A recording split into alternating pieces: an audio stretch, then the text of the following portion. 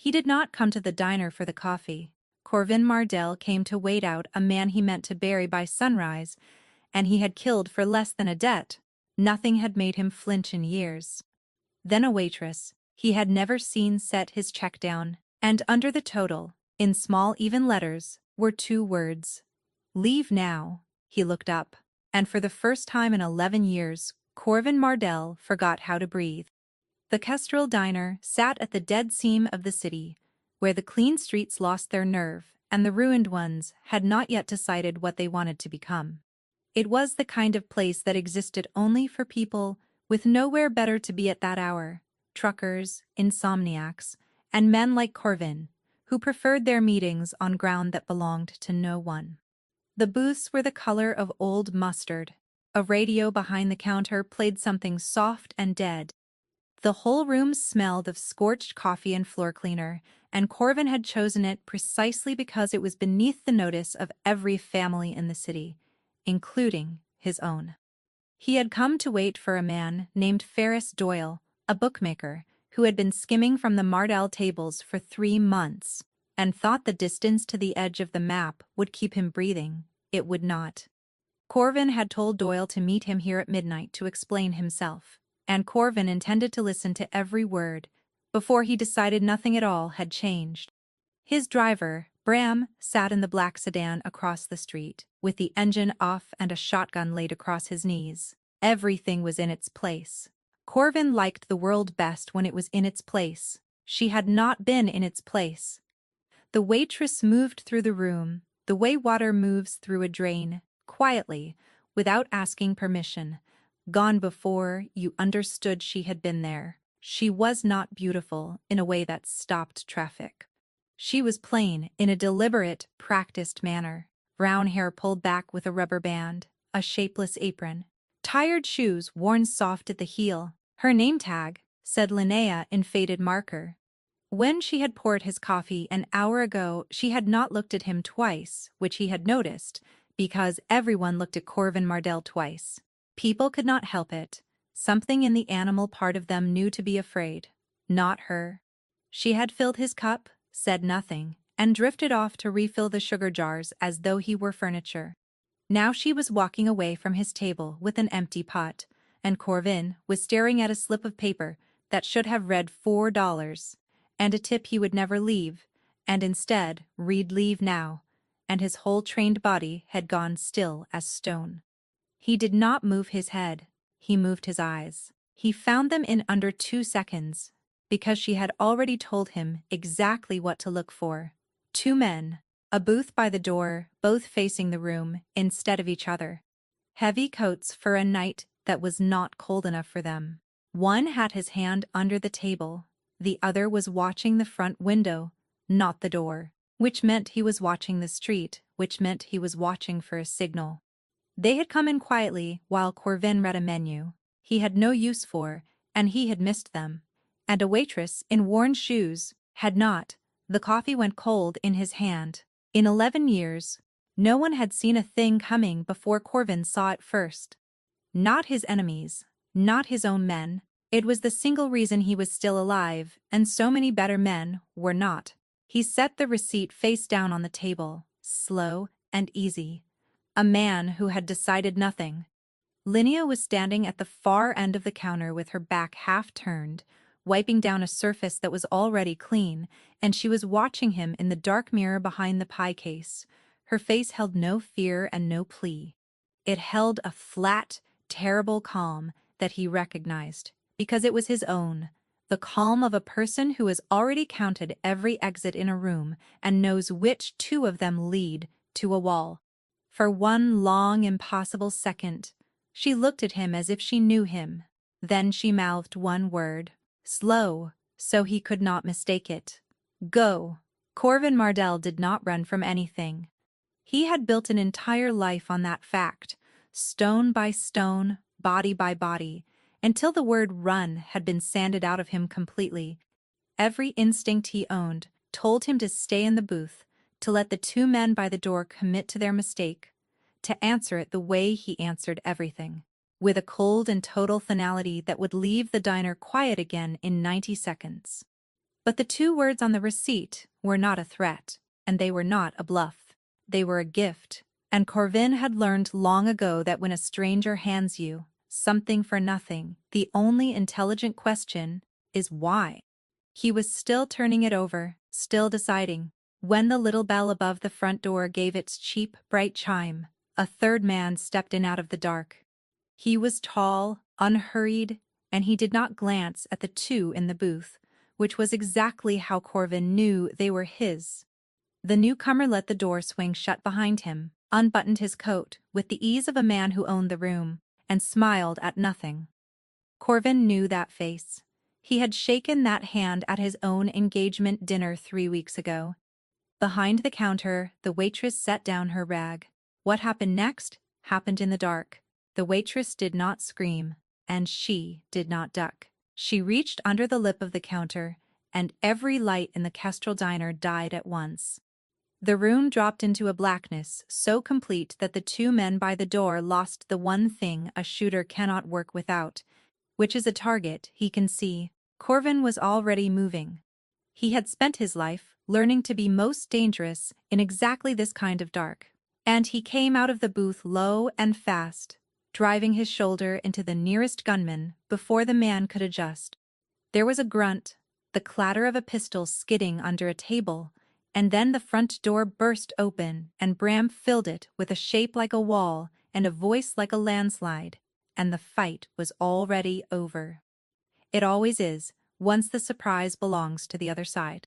By the time the emergency light over the kitchen buzzed on, weak and orange, the 2 men were gone out the back, and the tall man who had walked in smiling was gone out the front, swallowed by the street the same easy way he had arrived. Nobody was dead.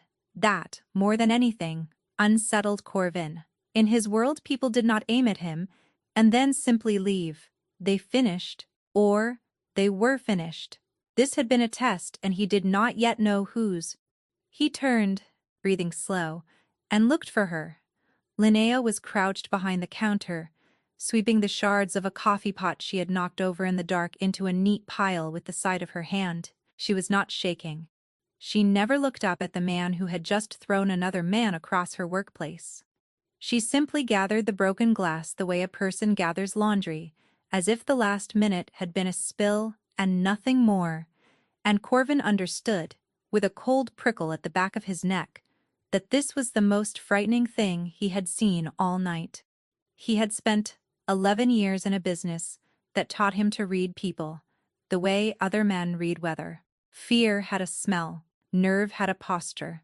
This woman had neither. She had something rarer and much worse, the absolute economy of someone who had done frightening things so many times that they no longer cost her anything. He knew that stillness. He shaved with it in the mirror every morning. "Who are you?" Corvin said. It was not really a question. It was the closest thing he had to one.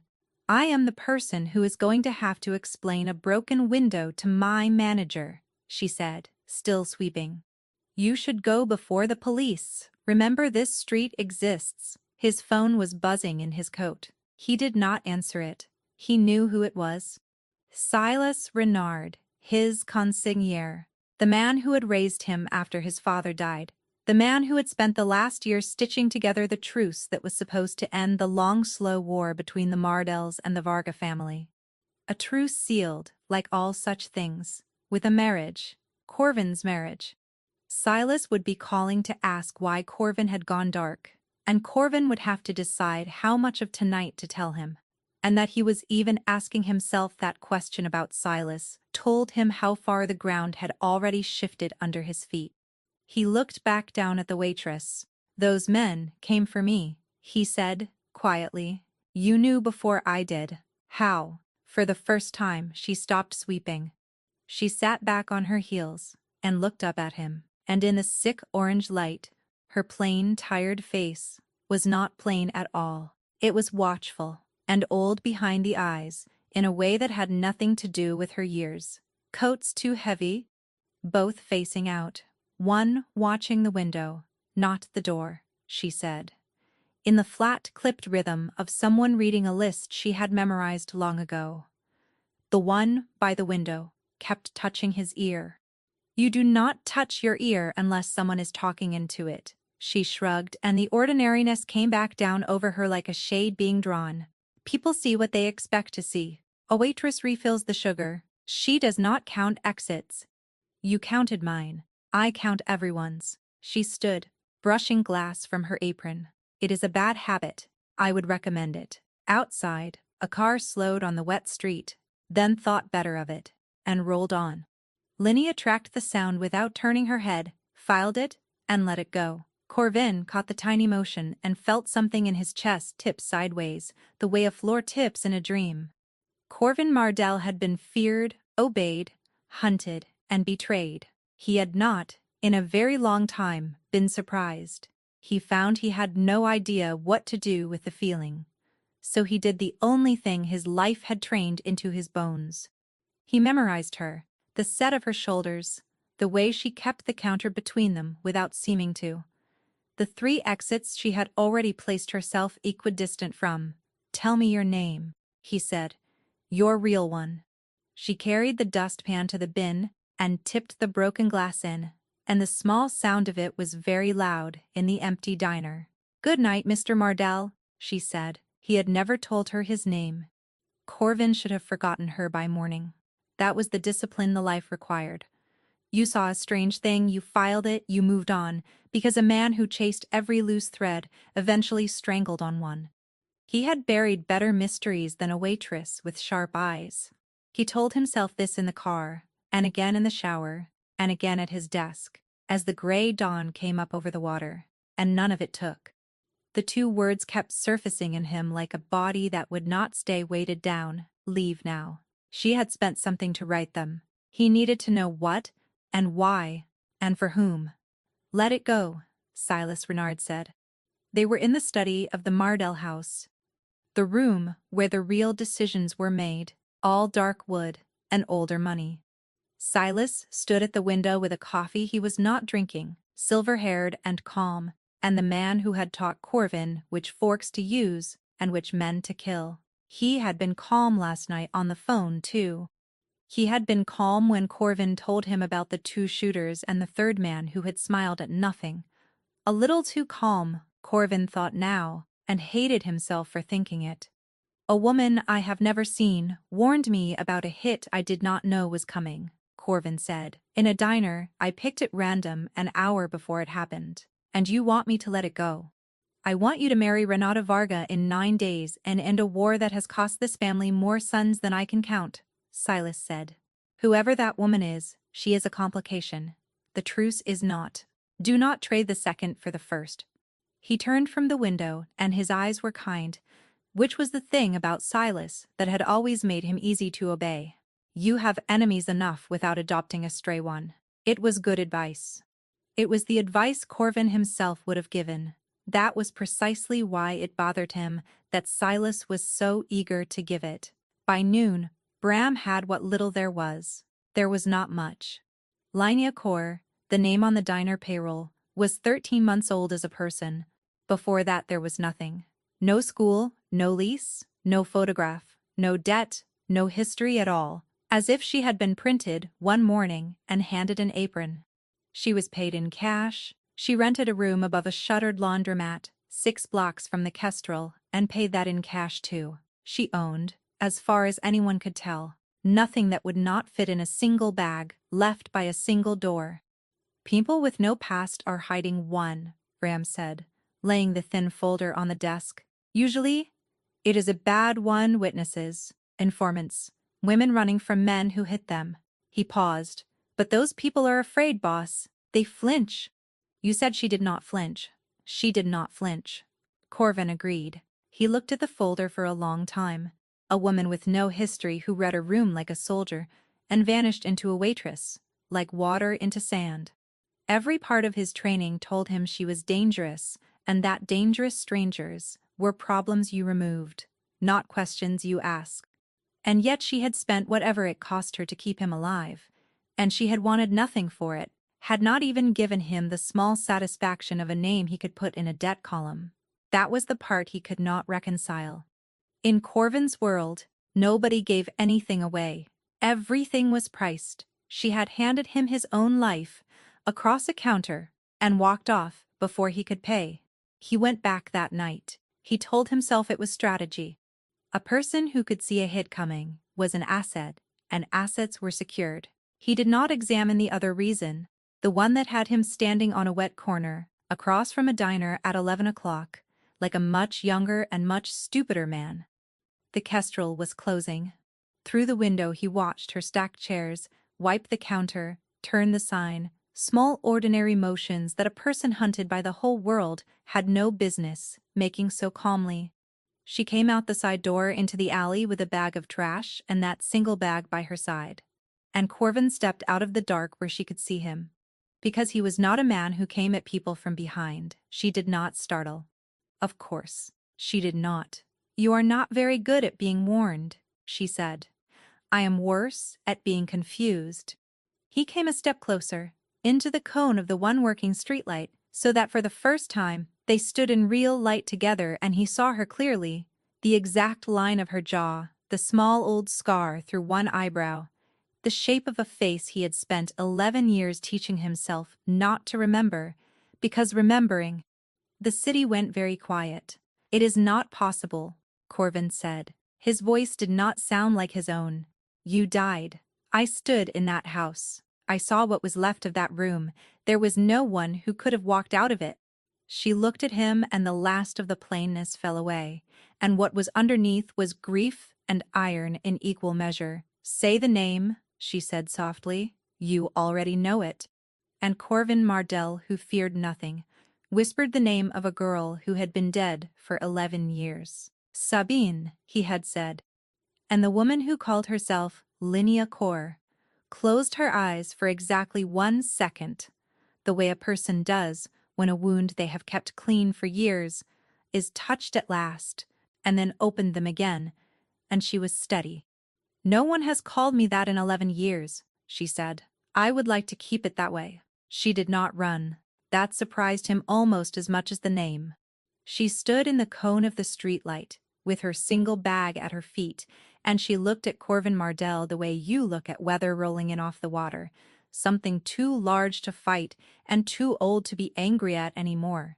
"You were supposed to be dead," Corvin said. His voice had come back to him, but it was low and cracked at the edges. "I told them you were dead. I told him you were dead. I know what you told him." She said the word him with a small, terrible weight, and Corvin felt the whole night turn a quarter turn on its axis. "I have known all these years exactly what you told him, and exactly what he did with it. Do you think I have been washing coffee cups? Because I like the smell?" The alley was empty and wet and smelled of rain, on old brick. Somewhere a train dragged itself across a distant bridge. Corvin had walked into 100 rooms, knowing he would leave them and other men would not, and he had never once felt the ground move the way it was moving now. He made himself think it was the only thing that had ever saved him. "The diner tonight," he said slowly. "You did not happen to be there. You have been there 13 months. You took a job at a diner on the edge of the city and waited." He watched her face and found the answer in how little it gave him.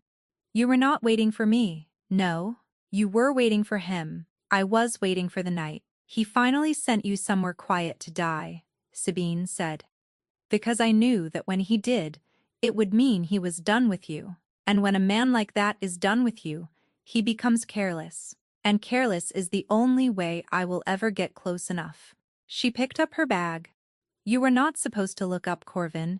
You were supposed to read 2 words. Get in your car and live 1 more week. That was all I wanted from you. 1 more week of you being alive, and in his way it landed on him piece by piece. The meeting with Doyle, that Doyle had never come to.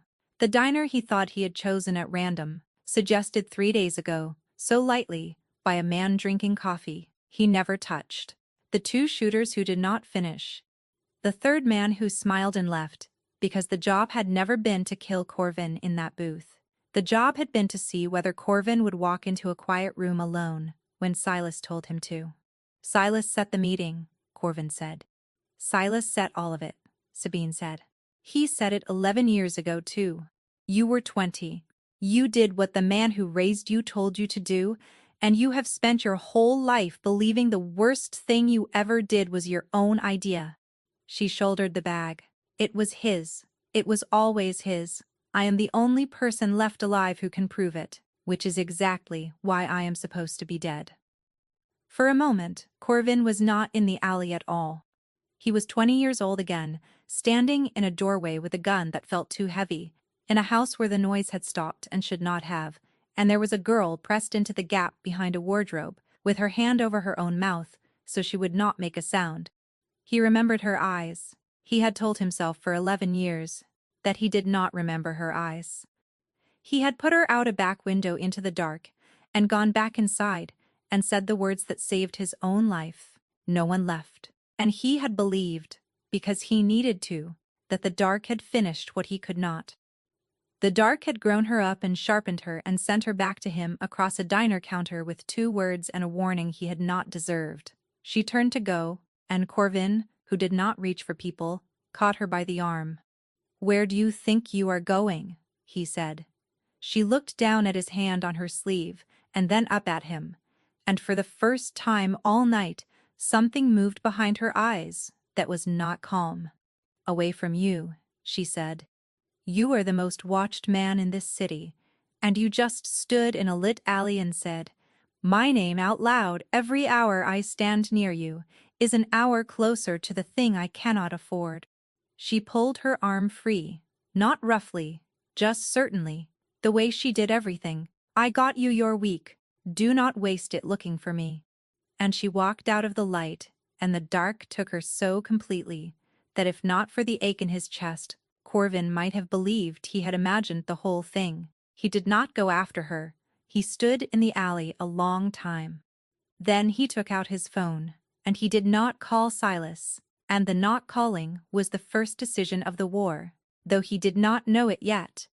He found her again 2 nights later, which told him something, because a woman unwilling to be found by Corvin Mardell would not have been found. She let him find her.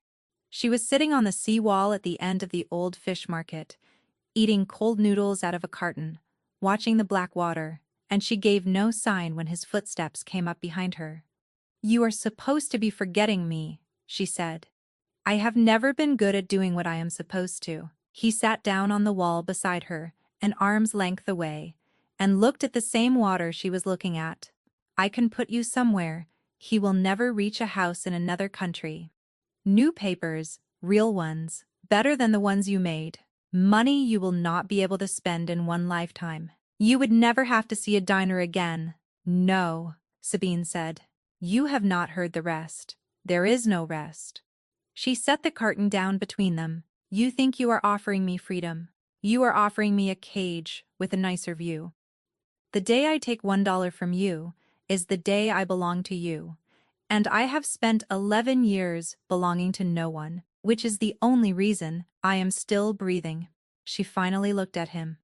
"Men like you cannot understand a person who wants nothing from you. It breaks something in your head. I watched it break in your head the first night across the counter." She was right, and being right was the most dangerous thing about her. Corvin had spent his life among people who wanted, and want was a rope you could hold. She held no rope. Every no she handed him should have made her easier to walk away from. Instead, each one set the hook deeper, and he was clear-eyed, enough to be afraid of it. That was when the car came. He heard it before he saw it, a low engine dropping to a crawl on the market road behind them, headlights off. Sabine was already moving. She did not run for open ground the way frightened people do. She went sideways and down, into the black slot between 2 shuttered stalls, and she took Corvin's sleeve as she went, not for herself, he realized later, but to pull him out of the light. They pressed into the dark together, her back against the cold metal shutter, his arm braced over her, and the car rolled past slow. A window down, a shape scanning the empty wall where 2 people had been sitting a moment before. It went on. It turned at the end of the market and did not come back. For a long moment, neither of them moved. She was close enough that he could feel her breathing a soldier's breath, but her heart was going hard under the thin jacket. And Corvin understood that the calm was a thing she built new every minute, not a thing she simply had. Those were not his best men, she murmured. Those were men he could spare. He is not sure yet. He is fishing. She slid out from under his arm and stood, brushing herself off. You should be more careful about who sees you sitting with a dead woman. She bent to pick up her bag, and it tipped. And before she could catch it, a few things slid out onto the wet stone. Corvin crouched to help before he thought better of it. And his hand closed on a bus ticket, a real paper ticket, to a town 3 hours north he had never had reason to hear of, dated for the coming Sunday. Under it was a photograph, creased soft from handling, of a boy, perhaps 16, laughing at something out of frame. Standing in front of a house, Corvin did not know. Sabine went very still. Snatching would have told him they mattered. She held out her hand, flat and calm, and waited, and it was the calm that told him everything, because it was too much calm, the kind a person spends their whole strength to hold. Give them back, she said quietly. Who is he? Corvin said. Give them back, Corvin. He looked at the photograph, at the boy's easy laugh, and 11 years rearranged themselves one more time. A girl pressed behind a wardrobe with her hand over her mouth, and he saw now another shape lower down, half behind her, that he had let himself believe was a shadow. You did not go out that window alone, Corvin said. For the length of 3 heartbeats, she said nothing, and Corvin watched her decide whether to lie. He had seen a great many people make that decision. He had never seen anyone make it while looking so much like they might come across the space between them and put out his eyes for holding a photograph. His name is Tomas, she said at last, and the name came out of her like something pried loose. He was 5. He was under the bed when they came, and then he was behind me at the wardrobe, and then he was in my arms, going out the window, into your dark. He does not remember the house. He does not remember the noise. He thinks our parents died in a fire, because a fire is a thing a child can hold, and the truth is, a thing that would eat him alive. Her voice did not rise. It went lower and harder, which was worse. He is at a school. He thinks I pay for by waitressing. He believes his sister is boring. He believes he is safe. Every one of those things is a wall I built with my own hands, and you are standing here in a lit market, holding the one photograph that could knock all 3 of them down. Corvin looked at the boy laughing in front of the ordinary house, and he understood, finally and completely, why she could not be bought, and could not be frightened for herself. She had already spent her whole life. There was nothing left in her to threaten. Everything she had poured into a 16-year-old boy 3 hours north, who thought his sister was boring. He held out the photograph and the ticket. She took them, and folded them away against her body. If Silas learns that boy exists, she said, he will not kill me. He is cleverer than that. He will take Tomas and he will send me a piece of him in the mail, and he will own me for the rest of a very short life. She stepped back into the dark. That is why I said no. That is why I will always say no. Now do you see? And then, faint and far off across the market, a phone began to ring in her bag, the second phone, the one she used for only one person in the world, at an hour that person never called. She had the second phone out before the third ring. She turned away from him to answer it, an old reflex, keeping her face private, and Corvin watched her spine change. He had seen men take bullets and give away less than Sabine gave away in the 4 seconds she listened. When, she said. And then, who asked? Say it again, who asked? She lowered the phone. When she turned back, her face had gone the color of the wet stone under their feet. A man came to the school this afternoon, she said. Well-dressed, kind. He said he was from a scholarship foundation, and he wanted to meet the boy who had done so well on his examinations. Tomas was at a football match. The office told the man to come back Monday. Her hand, holding the phone, was not quite steady. There is no foundation. There is no scholarship. There is only one man in the world, careful enough to knock on the front door of a thing he intends to take. The market was silent except for the water. Corvin felt the last piece drop into place, and it was heavier than all the others. He knows, Corvin said. Not for certain, but he has stopped fishing. He followed you. It was not an accusation. She was past accusations. She was somewhere colder, doing arithmetic. He put men on you because you would not let me go, and you led them to a seawall, and a clever man does not need to see the boy to find him.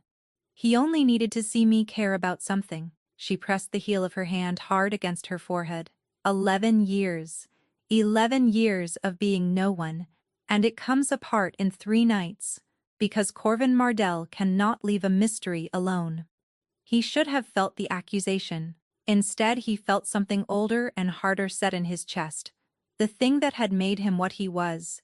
The thing that answered a threat to what was his before his mind had finished forming the words. He noticed, distantly, that at some point in these 3 nights, the boy in the photograph had become a thing that was his to protect.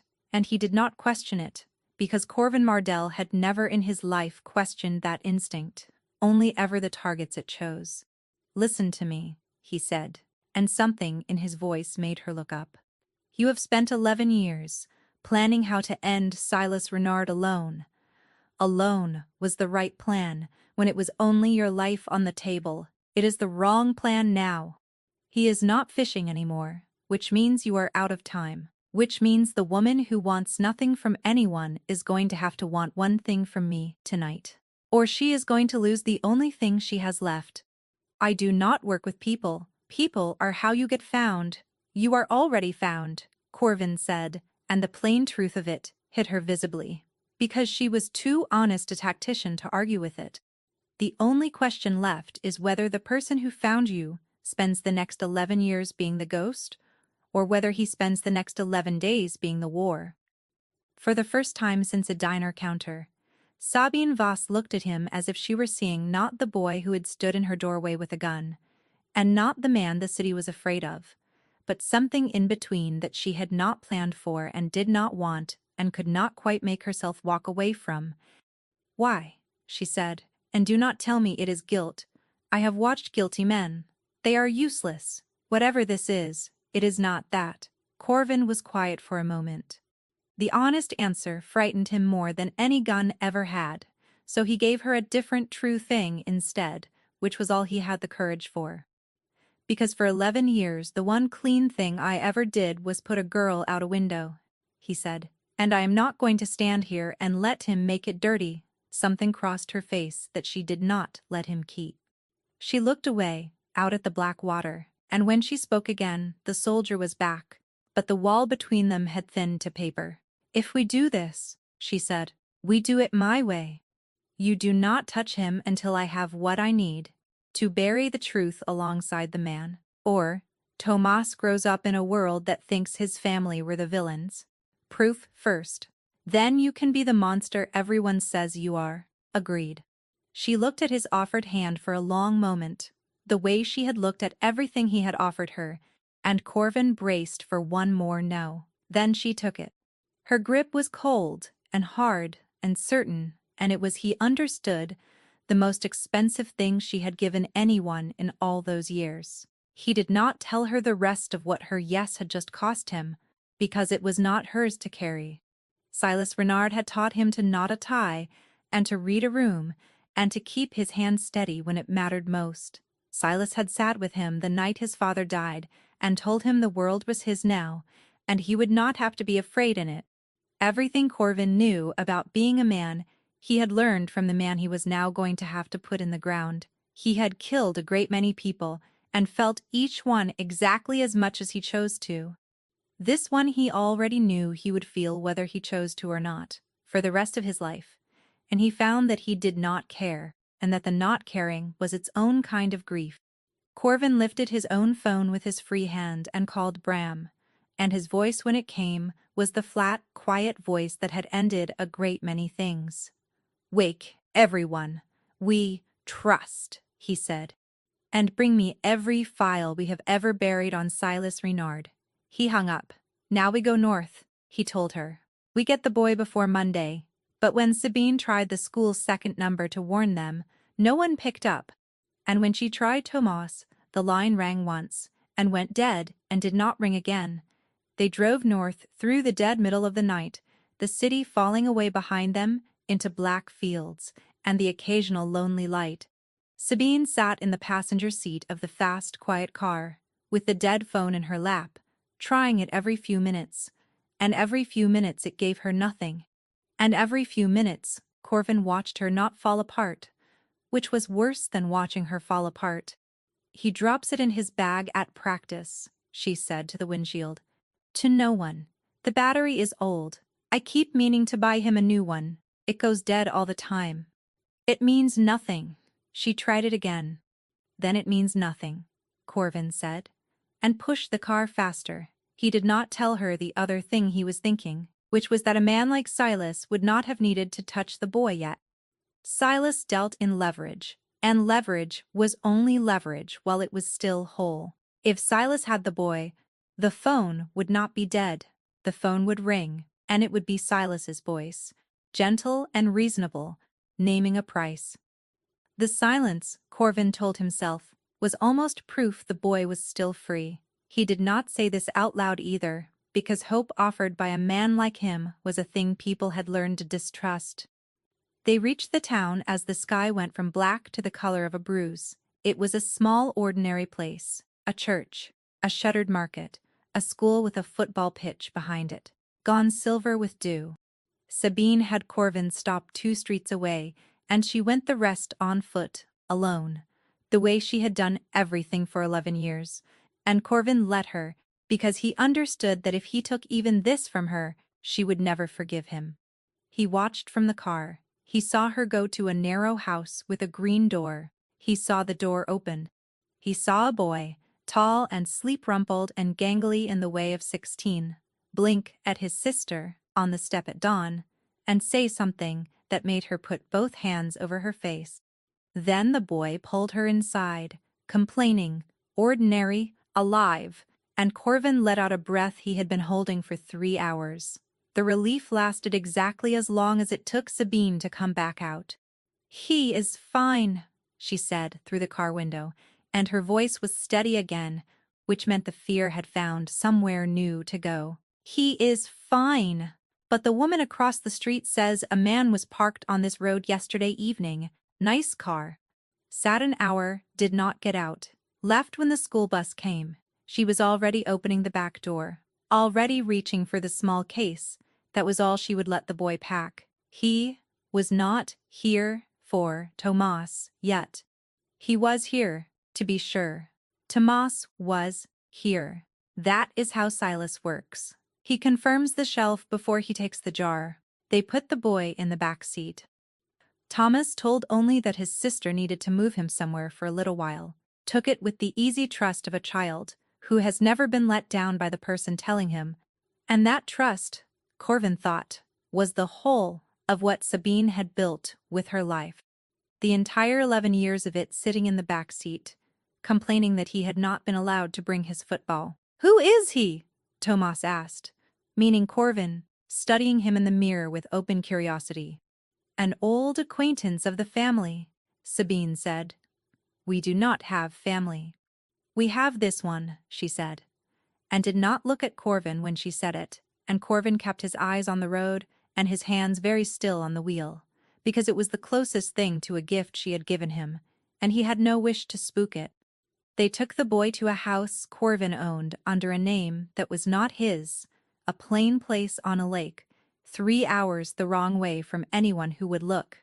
Bram met them there, with 2 men Corvin would trust with the last bullet in the world. By the time the sun was properly up, Tomas was asleep on a couch, and Sabine was standing at the window, watching him sleep the way she had probably watched him sleep 10,000 times. And Corvin was learning that a certain kind of exhaustion looks exactly like peace if you do not know the person wearing it. Sabine spoke without turning from the window. "You are staring at me again.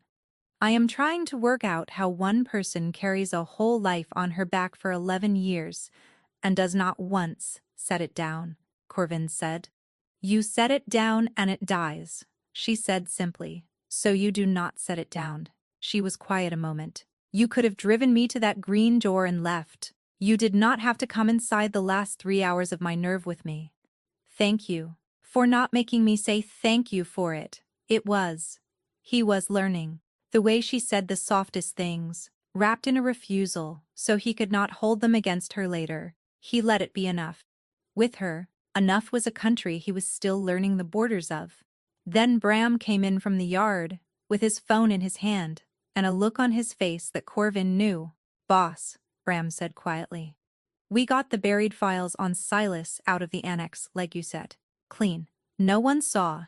He hesitated. But 2 hours ago Silas moved his whole household to the compound and doubled the gate. He does not do that for nothing. He knows the ledgers walked. He does not know it was us yet, but he knows the ground shifted under him tonight, same as you did in that diner. Corvin looked at the boy asleep on the couch, and the woman who had spent everything to keep him that way, and he felt the last of the cold, ordered patience he had lived his whole life by burn quietly away. Good, Corvin said. Then we are done being quiet. They built the case on the kitchen table of a lake house, while a 16-year-old boy slept 2 rooms away, and it was the strangest work Corvin had ever done, because it was the first time in his life he had assembled a thing meant to save someone instead of end them. Sabine's proof was 11 years old, and terrible in its patience. She had a notebook, water-stained, its early pages written in the round, careful hand of a girl not yet 20, its later pages in the small hard print of the woman she had made herself into. Names. Dates. The bank in the Freeport that had moved her father's holdings the week after he died, to accounts that fed, 3 careful steps later, into the hands of Silas Renard. A photograph of a document she had spent 2 years getting close enough to photograph. She had been building a case against Silas since before she could legally drink 1 patient invisible inch at a time, and she had never had the one thing that would make it a weapon instead of a grief. She had never had a Mardell. Corvin had the buried files. He had a decade and more of a family's paper. And now that he knew where to look, the pattern surfaced like a body in a thaw. The rival house that had been blamed for the Voss killings had never had the men or the money to do it. Someone had needed a war between 2 families in order to be the one who ended it, and the one who ended it had walked out of that decade, owning both. Silas had not inherited the Mardell world. He had built it out of Corvin's father's death and Corvin's own young hands, and he had let Corvin believe he sat at the head of a table that Silas had in truth never once left. He did not raise you to be his heir, Sabine said quietly, watching Corvin's face as he understood it. He raised you to be his cover, a frightening young king. Everyone watches. So no one watches the old man behind the chair. I know, Corvin said. His voice was very level. It was the levelness she had learned to be afraid of. They worked until the lake went pink, and somewhere in the smallest hour, the thing between them that had been thinning to paper for 3 nights finally tore. It was not dramatic. She reached for the same page he reached for, and their hands stopped, and neither moved them, and for once, Sabine Voss did not say no. She looked at him in the low light with all the walls down, and every year of the loneliness showing, and Corvin lifted his hand and touched her face the way you touch something you have spent your whole life being too dangerous to deserve. He kissed her once, slow, and she let him. And for a moment there was no diner and no ledger and no man behind any chair, only 2 people who had each been alone in a way most people never survive, finding out they had stopped being alone without noticing when. Then she drew back, her forehead against his, breathing unevenly for the first time since he had met her. When this is done, she said, there will be no case left between us, no war, no dead man. And you will still be exactly what you are, and I will still be exactly what I am. And we will have to find out whether there is anything underneath the fight worth keeping. She closed her eyes.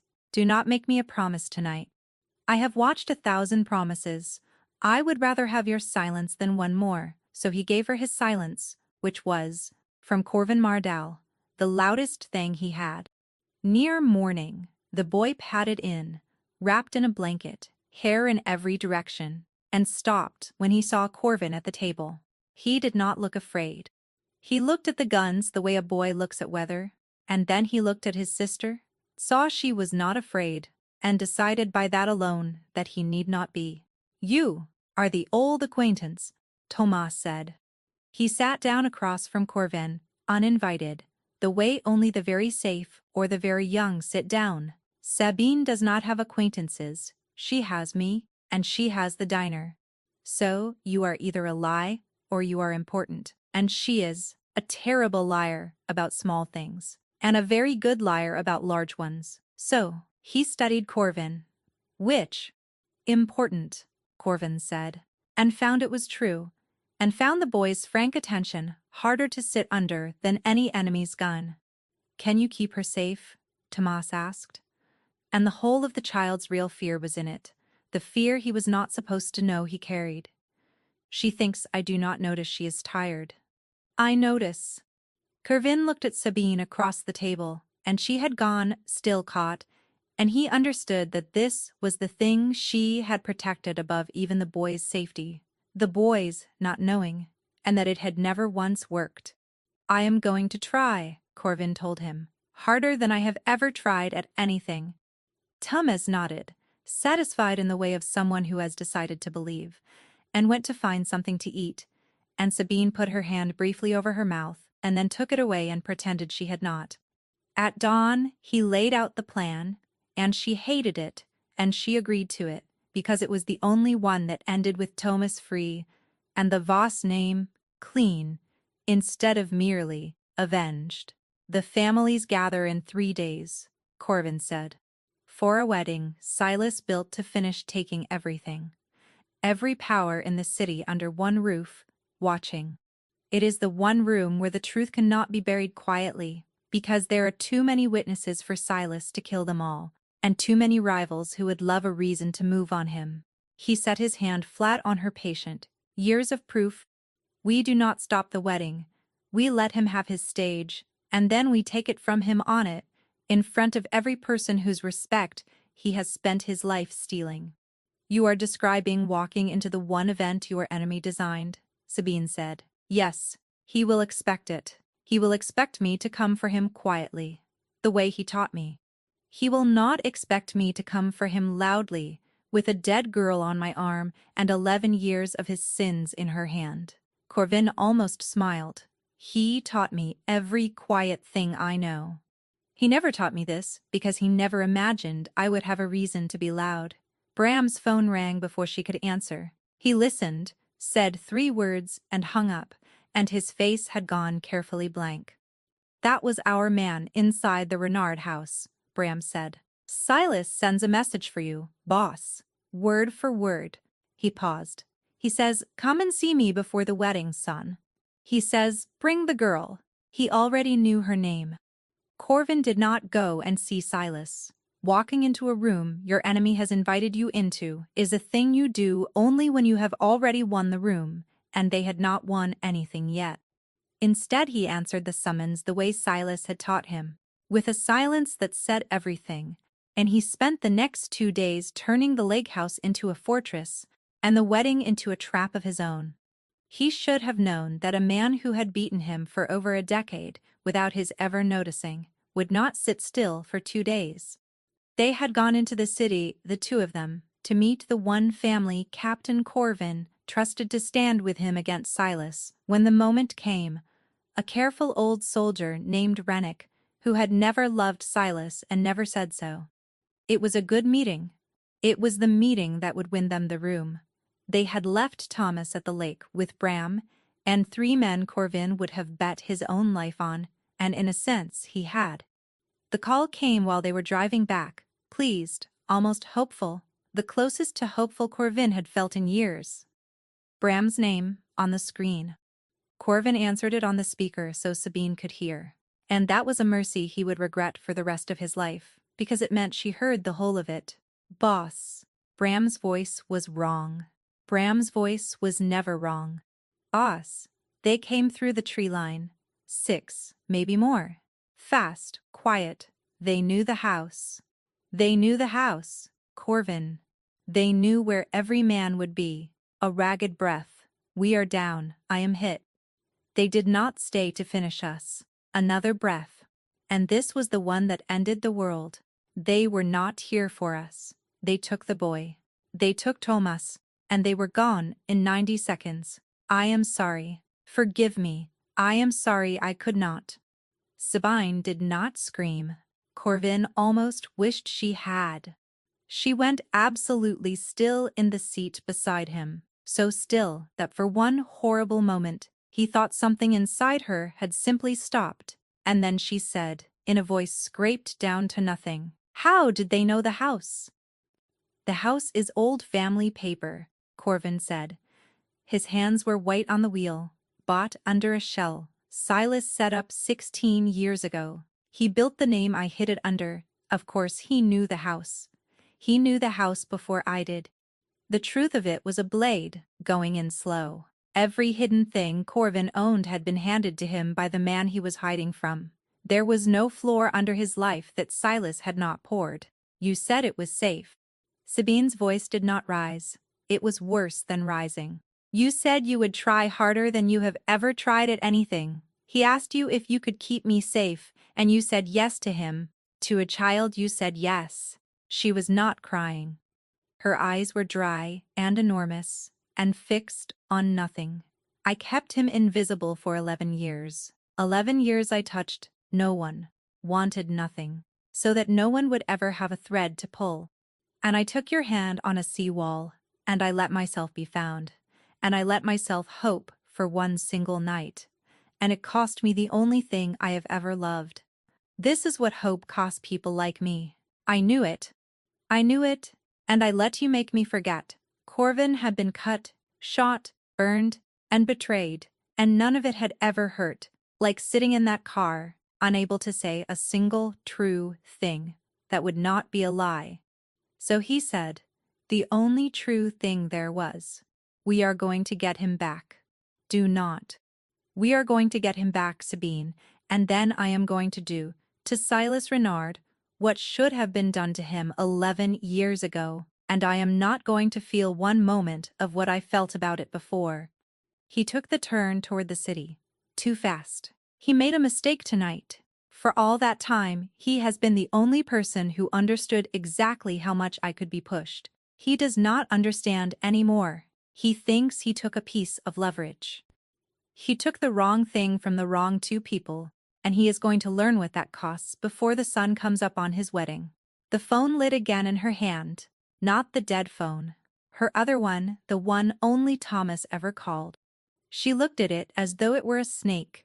Then she answered, and put it on the speaker with a hand that had finally begun to shake. And Silas Renard's warm and reasonable voice filled the car like smoke under a door. Sabine Voss, Silas said, gentle as a grandfather.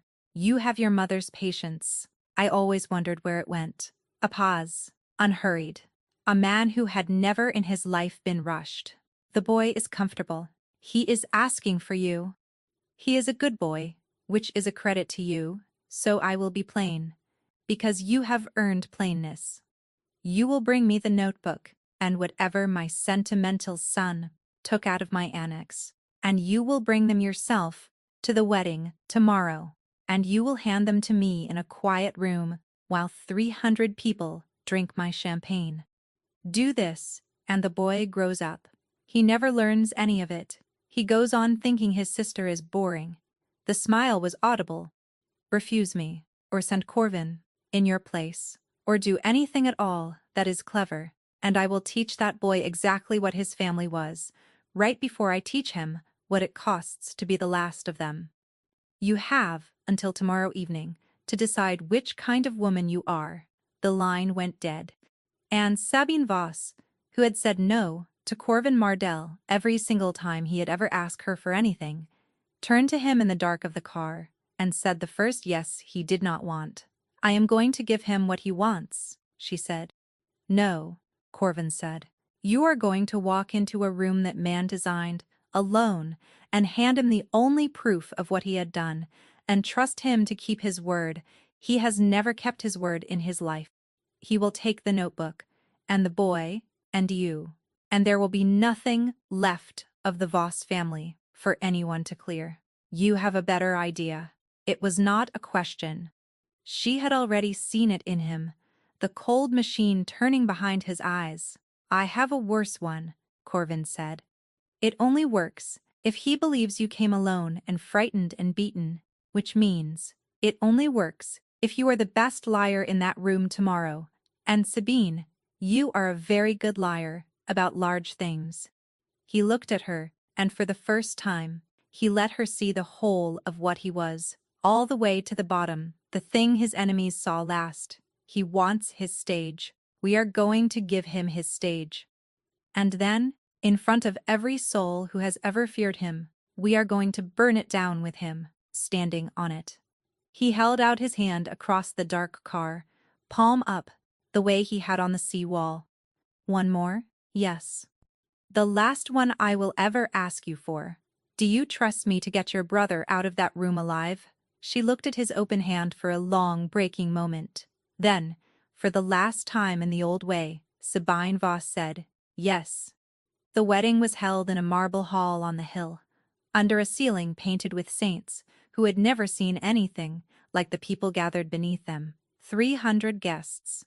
Every family that mattered, dressed like mourners at a very expensive funeral, which in a sense they were. Silas Renard moved among them in a pale gray suit, shaking hands, kissing cheeks, a kind old man watching his life's work come together. And no one in that room but two people knew that the work was not the marriage at all.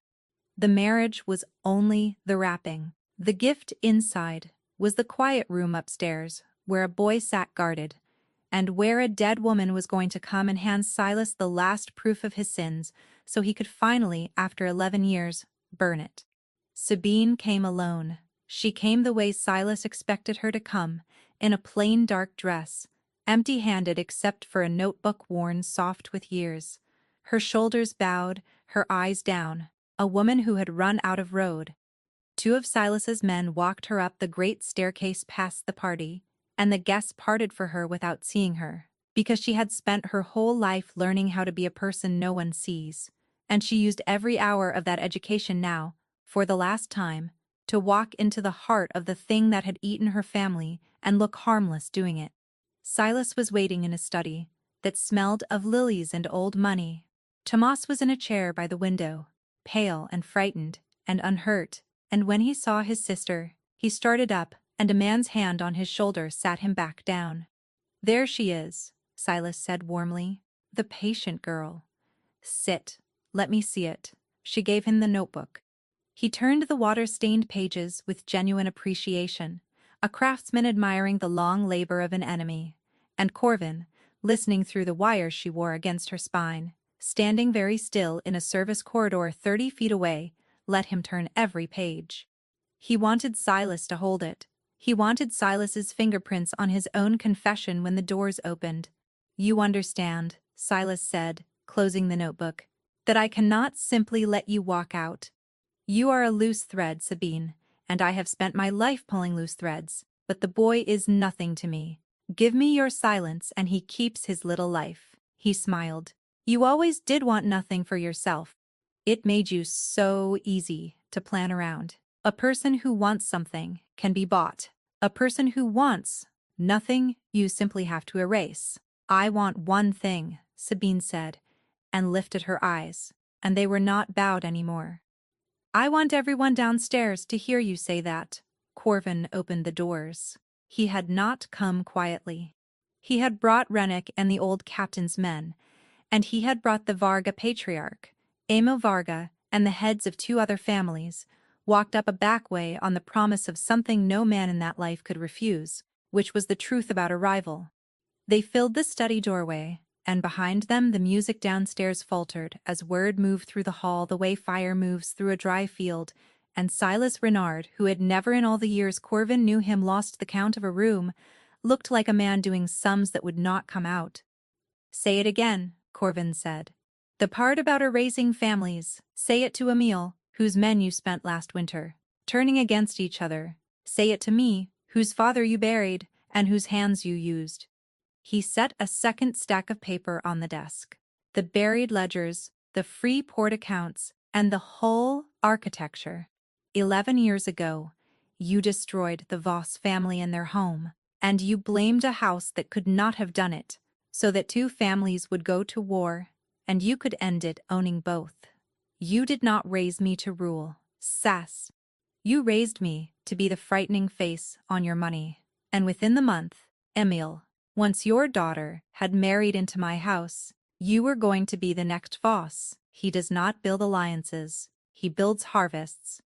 Emil Varga was a hard old man who had survived 40 years in that life by knowing exactly when he was being played. He looked at the ledgers. He looked at his own accounts named in another man's hand.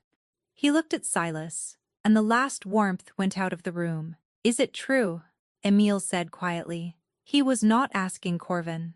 Silas Renard was clever to the very end. He did not deny it, because denial in that room was death. He spread his hands, the reasonable grandfather, and he tried to sell it, the way he had sold everything. And for the length of one sentence, Corvin watched the old magic almost work, watched the charm reach for the room, the way it had reached for a frightened 20-year-old at a funeral. Everything I built, Silas said, I built for this family, for all of you. Whatever it cost a few. You would all have done the same, and you know it. And the boy playing king in that doorway is only alive because I chose not to finish a child. Ask him whose mercy he is standing on. I have already asked him, Sabine said. She had crossed to Thomas while every eye was on Silas, and she had the boy behind her now, moving him toward Corvin's men and the door, and the world outside all of this. He says he would rather have had a family. What happened to Silas Renard happened the way these things happen in that world, by the old law, in front of the men whose law it was, and it did not take long, and Corvin did not look away from it, and he did not enjoy it, and he did not feel the thing he had braced his whole life to feel. He had thought killing the man who raised him would tear something out of him. Instead, it only set something down. Some weights, he understood, watching the gray suit go still, are not grief. Some weights are just chains a child was handed too young to refuse. Emil Varga straightened his cuffs the way old men do when they have decided something. There is no wedding, he said to the room, to the city, to the whole arrangement Silas had spent a year building. There was never a wedding. There was a snake selling my daughter a chair he meant to pull out from under her. He looked at Corvin, and there was no love in it, but there was the cold respect one hard man pays another, who has just handed him his own life back. The Voss name is clean. Anyone who says otherwise in my hearing answers to me.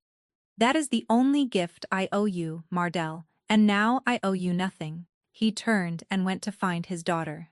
Renata Varga was in the doorway. She had heard enough. She looked at Corvin. This woman he had almost married as a line item in another man's ledger. And whatever she felt, she folded away as neatly as she folded everything. I never wanted a husband who came with a war, she said. It seems I was engaged to the war, and not the husband. Goodbye, Corvin. Try to deserve her. And she was gone, and the alliance went with her. 300 guests already flowing out the doors and into the night with a story that would be told in that city for 30 years. Then it was quiet, and the saints on the ceiling looked down on one more thing they had seen 1,000 times, and Corvin turned from the body of the only father he had ever known to find the boy safe in the doorway and the boy's sister watching him across the ruined room with an expression he had never seen on her face in all their days. She was looking at him the way she had never once let herself look at anyone. They did not talk that night. There was too much to do, and doing it was a kindness, because it kept the two of them from having to look at the enormous quiet thing the end of the war had left between them.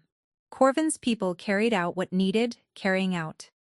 Brom, gray-faced and stitched back together by a doctor who filed no paperwork, refused to go to a bed until he had seen with his own eyes that the boy was safe.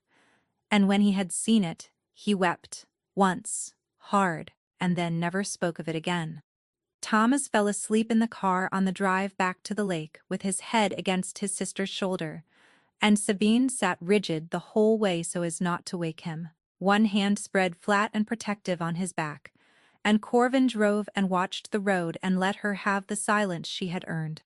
It was the next evening, on the porch of the lake house, with the boy inside asleep and the water going gold, that the thing finally had to be spoken. "He will want to know," Sabine said. "Someday. He is too clever not to ask why a man from the city died the night before he did not get married, and why his sister stopped being tired." She wrapped her arms around herself. "I have spent all these years deciding what he gets to carry. I do not know how to stop." "Then do not decide it tonight," Corvin said. "You are allowed to have one night where the only thing you decide is to sit down." She almost smiled. Then she said the thing she had been circling for a day. "What happens now, Corvin?" "To me. To him." She made herself look at him. "You cleared the Voss name in front of the whole city.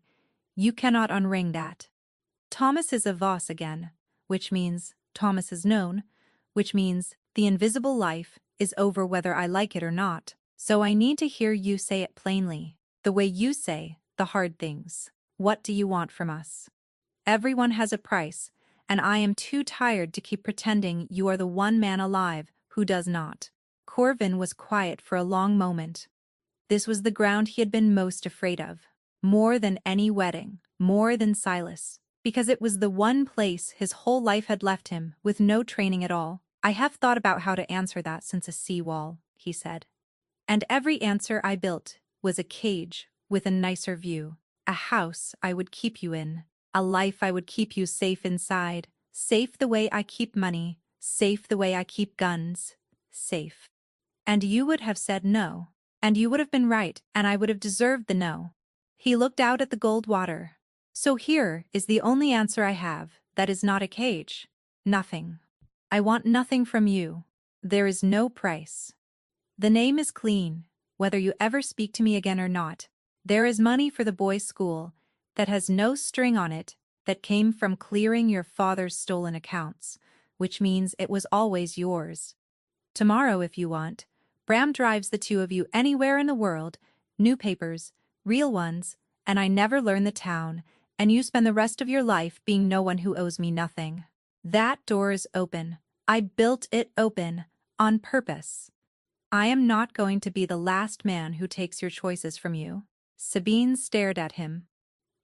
Of all the things she had armored herself against, she had no armor for this, and he watched it undo her, exactly as she had once told him her nothing undid him. "You are giving me the door," she said.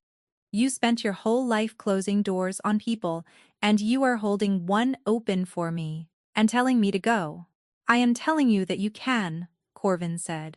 "That is not the same as telling you to." "Then tell me the other thing." Her voice cracked for the first time since a diner counter. "Do not be careful with me. I have had a lifetime of careful. Tell me the thing you have not said since the market. The thing you gave me your silence instead of." "I am standing in front of an open door. Corvin, give me a reason to be too much of a coward to walk through it." And Corvin Mardell, who had never once in his life said a soft thing out loud where it could be used against him, said it anyway. Because she had asked, and because he had finally met the one person he would rather be a coward for than safe from. "Stay," he said. "Not because you owe me. Not because it is safe. Not because there is a war. There is no war anymore. Stay.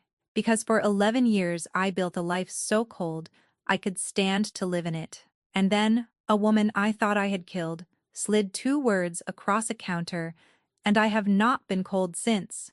Stay. Because the boy asked me if I could keep you safe, and I have never wanted to keep a promise so badly. Stay, because I am asking you to. Which is a thing I have never done for anyone, and I am never going to do it for anyone else." He did not step toward her. He let the door stay open between them, which was the whole of what he was giving her. "I would rather have one no from you that you chose than 100 yeses I forced. So, there it is. Stay." For 11 years, Sabine Voss had said no. To everything. because no was the only wall that had ever held, and every yes she had ever given had cost her someone.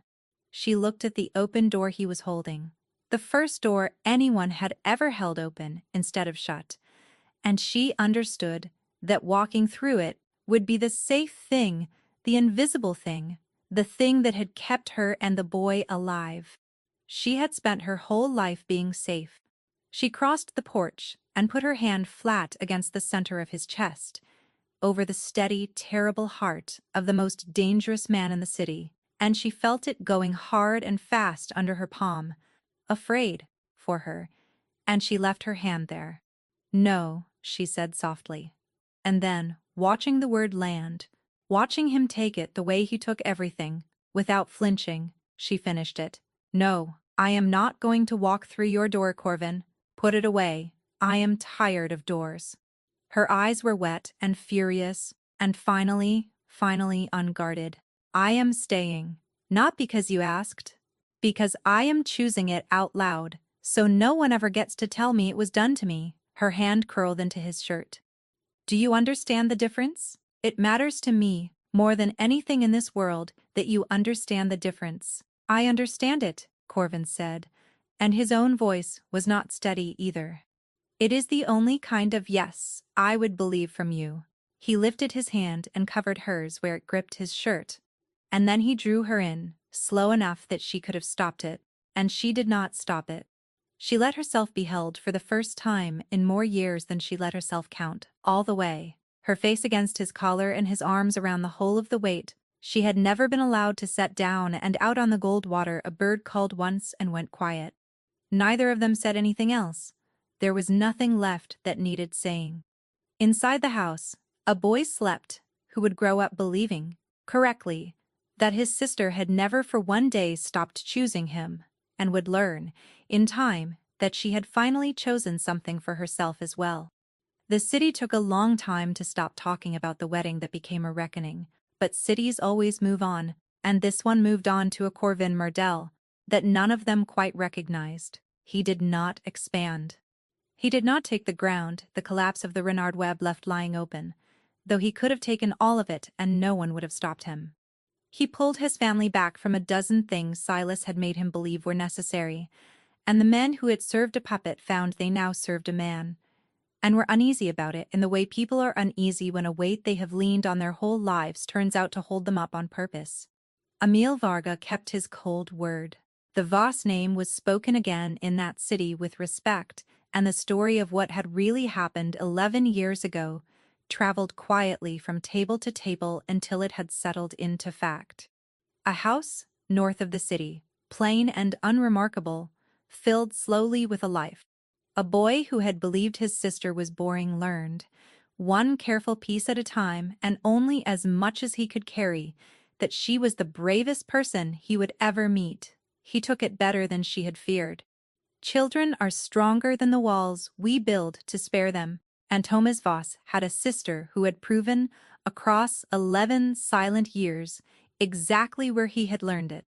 Corvin never once asked Sabine to belong to him, and so, in the way of the only kind of yes he would believe from her, she stayed. She did not become soft. She counted the exits in every room for the rest of her life. But she counted them now from beside him instead of from the shadows, and she found, to her own quiet astonishment, that a person can want nothing from someone and still choose them every single morning, which is a different and far more dangerous thing than needing them. Bram healed slow and came back harder, and Corvin, who had never in his life promoted a man for surviving a mistake, made him more than a driver, because a man who wept over a boy he had failed to protect was exactly the kind of man Corvin wanted close, now that he was choosing what kind of king to be. When a rival family tested the new Corvin that first spring, expecting the old puppet or the young enforcer, they met instead something they had no map for, a man who answered a threat with such precise and total restraint that the threat simply stopped. "He is soft now," some of them said hopefully, once. In a room they thought was private. They were corrected. He was not soft. He had merely stopped mistaking a chain for a spine. And a man who fights only for what he chooses is far more dangerous than one who fights because he was told to. It was a Tuesday, months on, when he found the note. They had stopped at a roadside diner 3 hours from anywhere, the kind of place with mustard-colored booths and a radio playing something soft because she had wanted to, because she liked to sit in such places now on the free side of the counter and watch other people not notice her. She had gone to pay, out of old habit, in cash. And when Corvin lifted his coffee cup to leave, he found beneath it a receipt, and on the back of it, in a small steady hand, he would have known anywhere in the world, she had written one word: stay. The first thing she had ever given him had said, "Leave now," and he had frozen. And it had cost him everything he thought his life was and given him the only thing it turned out to be. The last thing, on the back of a receipt in a diner at the edge of nowhere, said the opposite, and this time he did not freeze at all. He put the receipt in his breast pocket, over the heart she had once laid her hand on to feel how fast it went for her, and he stayed. He always stayed after that. It was the only promise she ever let him make, because it was the only one she had ever written down. He had walked into a diner to bury a man, and walked out, in the end, having found the one thing in all his cold and ordered life that he would never consider letting go. And that is what happens when a dead woman decides, at last, to live. If you followed Corvin and Sabine all the way from that first receipt to this last one, you already know why this one hits different. She did not need saving. She saved herself for 11 years, and then chose out loud on her own terms to stop being invisible. And he loved her more for the word no than any easy yes. That is the kind of quiet, unbreakable strength we build these stories around. If this one stayed with you, do the thing that helps more people find it. Tap that like button. Subscribe for more grounded Mafia stories where the underestimated ones hold all the real power. And tell me down in the comments, what was the exact moment you knew Corvin was finished the second she wrote, "Leave now." I read every one. I will see you in the next story.